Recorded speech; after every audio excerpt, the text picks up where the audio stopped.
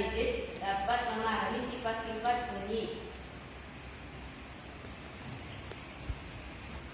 Sifat-sifat dari bunyi. Yang pertama, memerlukan medium. Yang kedua, dapat dipadukan. Yang ketiga, dapat dibiaskan. Yang keempat, mengalami kelenturan. Yang kelima, mengalami perpaduan. Keenam yaitu termasuk gelombang longitudinal. Sekarang Ibu akan membagikan kalian kelompok, satu kelompok 2 orang. Di sini Ibu akan memberikan contoh soal. Nanti kalian kerjakan ya contoh soalnya.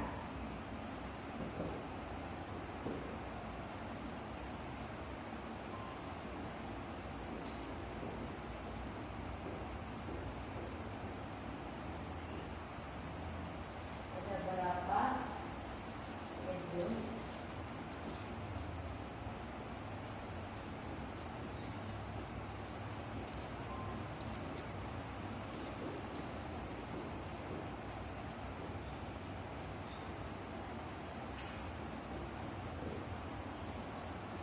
Nanti kalian dikerjakan contoh soalnya. 1. Ada berapa medium dalam sifat-sifat bunyi? Sekarang Ibu akan membagi kelompok, satu kelompok 2 orang. Dari mulai restu berhitung 1, 2, 1, 2. Ya, pintar. Yang nomor 1 kelas 1 dan yang nomor 2 2. Oke. Dah. Gimana tadi, udah paham? Dari contoh soal yang itu ya. Oke. Risma gimana Risma? Udah paham Risma? Udah. Oke. Ada berapa aja adalah medium dalam sifat-sifat bunyi? Yang pertama,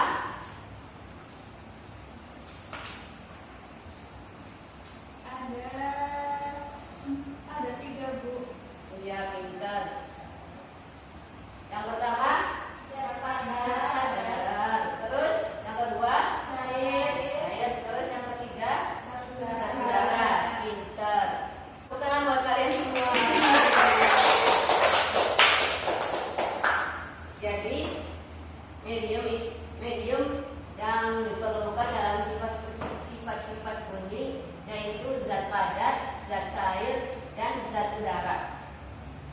Kesimpulannya yaitu sifat-sifat bunyi memiliki beberapa macam yang ada 6 ini. Sekian, dan pembaca adalah